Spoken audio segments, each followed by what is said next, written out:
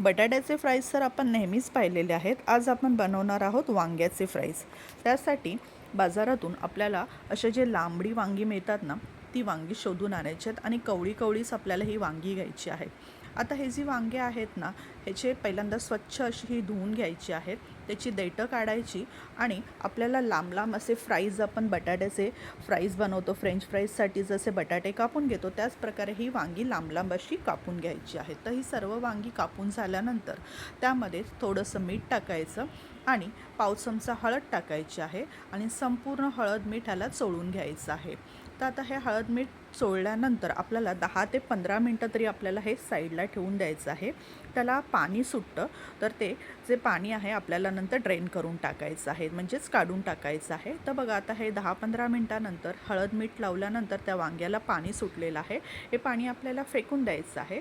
आता हे जे वांग्याचे फ्राईज आहे त्यामध्ये आता आपल्याला इथे चिली फ्लेक्स घ्यायचं आहे, इथे ऑरिगॅनो घेतलेला आहे, मिरपूड घेतलेली आहे, इथे पाव चमचा इथे मी मॅगी मसाला, 1 टेबलस्पून मिरची पावडर, इथे 2 टेबलस्पून तांदळाचं पीठ, 1 टेबलस्पून बेसन पीठ आणि 2 टेबलस्पून इथे मी कॉर्नफ्लॉवर घेतलेलं आहे.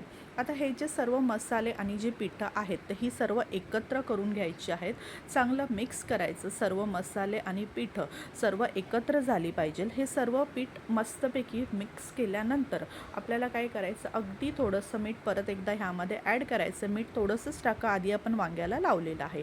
आता हे सर्व पीठ आहे ना, जे आपण वांग्याचे फ्राईज करून घेतलेले आहेत तर त्याचं पाणी आपण काढून टाकलेलं आहे. त्याच्यावरती हे सर्व पीठ आणि मसाले आपण टाकून घ्यायचं आहे आणि त्याला सर्व वांग्याच्या फ्राईजला हे आपण अशा प्रकारे हलवायचं आहे आणि ते सर्व जे पीठ आहे त्याला मस्तपैकी कोट झालं पाहिजे. तर आता हे कोट झालेलं आहे बघा. गरम गरम कढई इथे तेल घेतलेलं आहे, तापलेलं आहे तेल कढईमध्ये.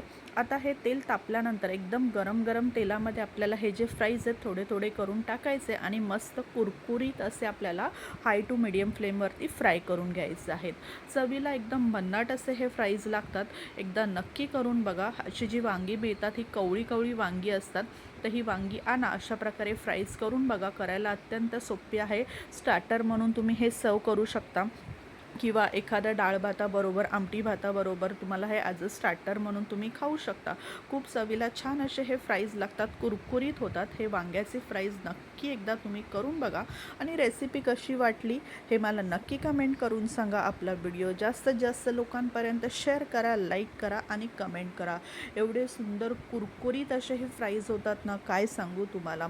मस्तपैकी आपले हे इथे फ्राईज रेडी झालेले आहेत. तुम्ही एकदा करा आणि मला नक्की तुमचे रिव्ह्यू कळवा. आता बघा हे सर्व फ्राईज जे आहेत हे मस्तपैकी पटापटा 5 मिनटात फस्त होऊन जातात. व्हिडिओ बघितल्याबद्दल धन्यवाद.